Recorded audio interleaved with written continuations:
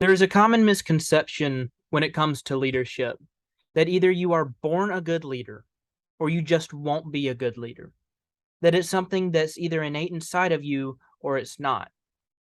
Well, throughout my time in this course, I've realized that leadership is the complete opposite. It's something that can be learned, it's something that can be studied, and something that can be improved upon. Over this course, we discussed many different types of leadership, many different theories, and each one have different facets. And so leadership is honestly really complicated, which I think is probably part of the reason that a lot of people have trouble understanding that leadership is something that can be learned, because quite frankly, it's really difficult and most people don't want to put in the effort that it takes.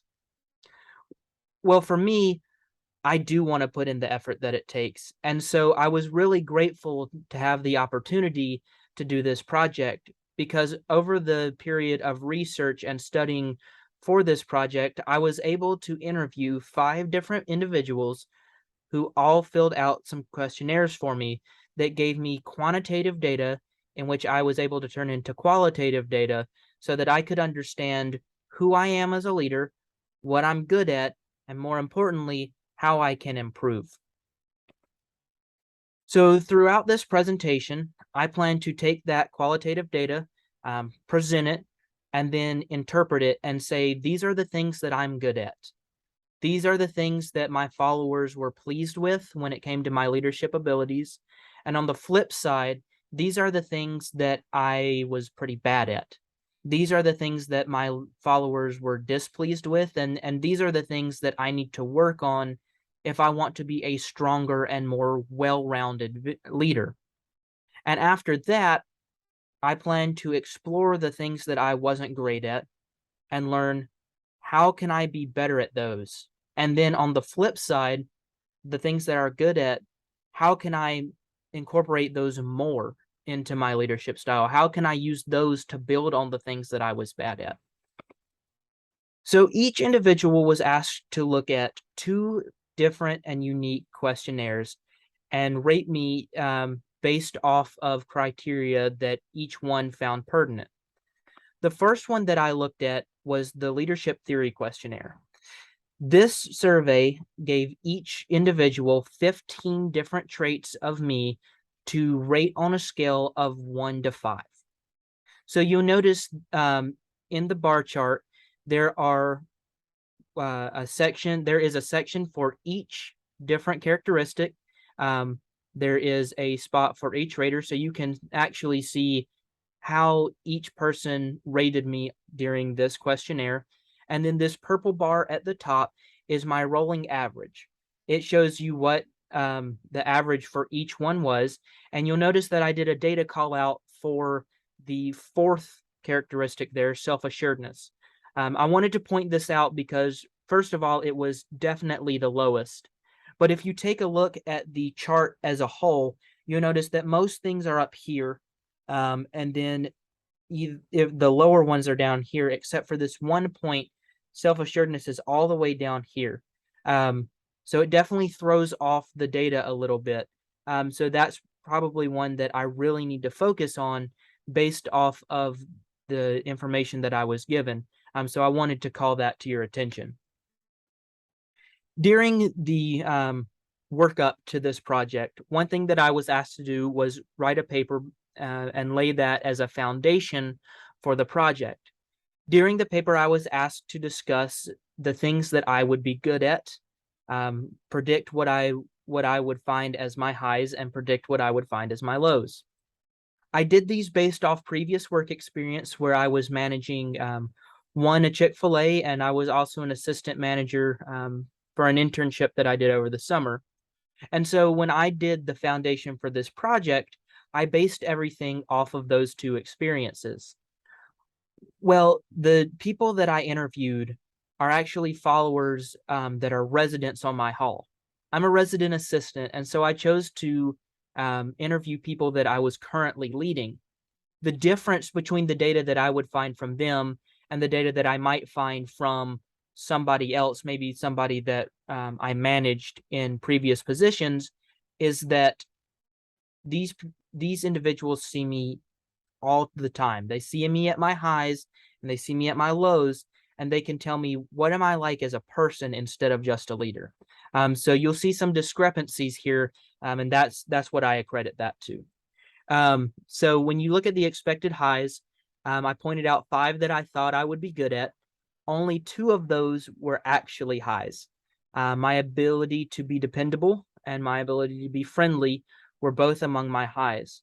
And they were actually tied with 3 others that I did not expect to be as high as they were. Now, you will notice that a lot of the ones I predicted to be high were decently high. They just weren't tied for first like I expected them to be.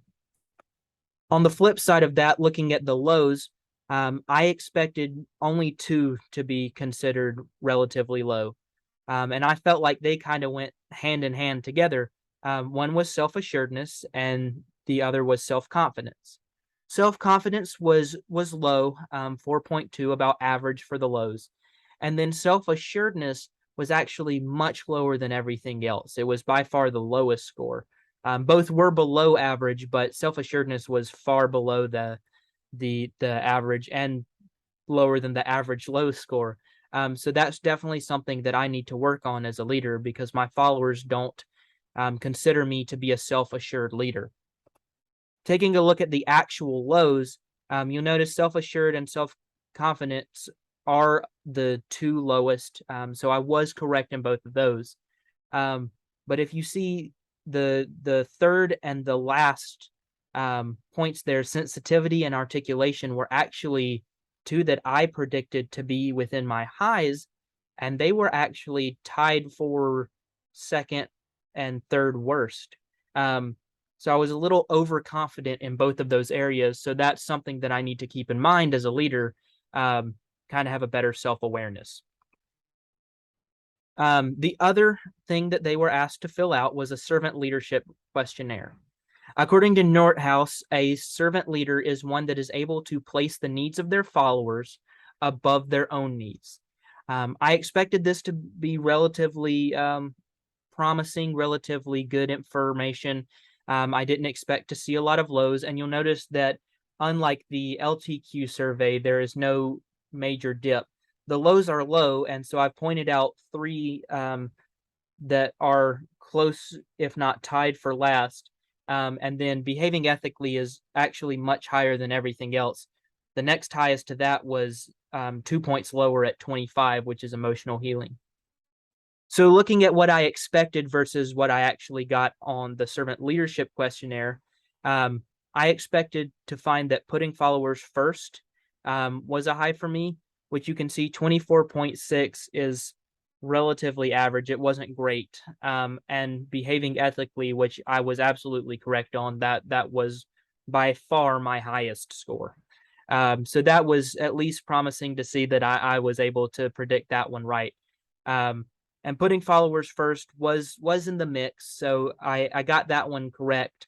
But it was actually tied for third lowest within the top category. So not as high as I thought, but I actually was able to find that I was better in 2 more characteristics that I thought would be low. And I made a special point on emotional healing because I actually predicted that to be within the lows. And so seeing that at 25.6 next to best was really promising because I was better at that than I thought. But when you look at my expected lows, it was actually the only one that I pointed out as something that I expected to be low. The result was 25.6, which was well above average. It was decently far back considering the amount of people that I had surveying from behaving ethically, which was the highest, but it was second best, so it was much higher than I expected. But when you take a look at the actual lows, there were 3 that came up that I really was not expecting. My ability to empower others at 22.8 and my ability to help followers grow and succeed, and again at 22.8, were tied for last, and only 0.2 points away was creating value for the community. So as a servant leader, while I'm able to behave ethically and put others first, I'm not creating the cultures of inclusivity and the cultures that followers want to be a part of. I'm not doing a great job at helping my followers become better people. I'm just finding that I'm good at leading, but there's more to leading than just this one facet. I also need to help my followers if I want to be a truly rounded leader. So taking a look at the data that was presented and trying to interpret it, I found that there were 4 things that I needed to focus on. I pointed out a lot of lows, but these are the 4 that I thought were the most pertinent to becoming a stronger and better leader. The first one is empowering others, and you'll see under that I wrote diversity and inclusion. One thing that we talked about during this course was the importance of creating not only diverse cultures, but cultures of inclusivity. Are you able to make followers feel like they are a part of the inside, not just invited into the culture itself? And I felt like I really needed to do a better job of that based off the scores that I got for empowering others. When it comes to helping others grow, and by the way, creating value for the community could also be put in this category, but I felt helping others grow directly related to transformational leadership. One thing that we talked about was how do we create better followers? And helping others grow is pretty much the definition of transformational leadership. And obviously, that's something that I'm just not doing well. We'll explore why in a minute, but that's something that I want to focus on. When it comes to creating value for the community, I think that goes hand in hand with helping others grow. That is something that an authentic transformational leader should be able to do. So I want to work on that. You notice that the first 3 of those points are all coming from the servant leadership questionnaire. But this last one is actually a characteristic of leadership theory that I found in the first questionnaire. And I put it up here because I felt like it was the characteristic of leadership that I needed to improve on the most if I wanted to improve the other 3, because I think it's really interrelated. And we'll explore why in just a moment. So when it comes to actually improving, what does that look like? How do I become better as a leader? And so the first thing that I want to become better at is empowering others. And I talked about how that is directly related to diversity and inclusivity. But during my research, I found a couple different things that I wanted to point out. So Schuler said that in order for a leader to empower their followers, they need to make work meaningful. Well, when I heard that quote, I directly thought of the video that we watched in the first week of this course by Sinette, who said that we have to, as leaders, know why we're doing what we're doing. If we don't know why we're doing what we're doing, if we don't know the purpose behind our actions, then people aren't going to buy our product, because people don't buy the what, they buy the why. Well, in the same way, I believe that followers buy into your why, not your product. They follow you because they believe in you and what you're doing because of why you're doing it. So in that way, I need to find a way to make my followers care. I need to make their work meaningful. So what does that actually look like? Well, first, I need to find a way to create interest. And I think that's part of what we discussed when we discussed being an authentic leader. If I want to create interest, I need to show interest myself, because why would people care if I don't care? So that's step number 1. But Schuler also pointed out that a good leader will often take the back seat and allow their followers a chance to take the lead on certain things. And so I thought, well, what does that look like for me as a resident assistant? How can I find ways to let my residents lead on our hall? Well, I thought about how I'm pretty disappointed with the turnout that I'm getting for devotions. I'm putting in a lot of time and a lot of effort into those, and I'm just not getting the turnout and the involvement that I was hoping for. Well, looking at this project and the results from how I'm able to empower others, I realized maybe I'm not doing a great job at that, And if I would take a step back and allow them to create their own devotions and lead this time, people would become more involved and care about it more. So that's practically one of the changes that I'm going to start immediately. For helping others grow, I actually coupled that with creating value for the community, because I think this is all tied into transformational leadership. Part of transformational leadership is finding a way to listen to your followers. That's a quote by Grinsing Pafal, and it's reading that article is actually really sad to me, because I pointed out in the slideshow that there is a difference between being heard and being listened to. Being heard is you felt like when you talk, it's making a difference, that they're understanding you and they're considering what you have to say. And listening is a step back from that. Listening is providing an opportunity for your followers to actually talk and voice their opinion. And I think a lot of places and organizations and leaders don't give their followers those opportunities. So that's something that I'm going to work on, as a leader on my hall, is not only providing them an opportunity to talk, and have their opinions listened to, but have their opinions heard and considered, and do something about things that I can control. Another part to becoming a better transformational leader comes from Nordhaus, when he was saying that I need to avoid becoming a transactional leader. This is something that unfortunately I do a lot. A lot of my leadership is based off of, if you do this, this, and this, then you'll get this, this, and this. It's a reward-based system.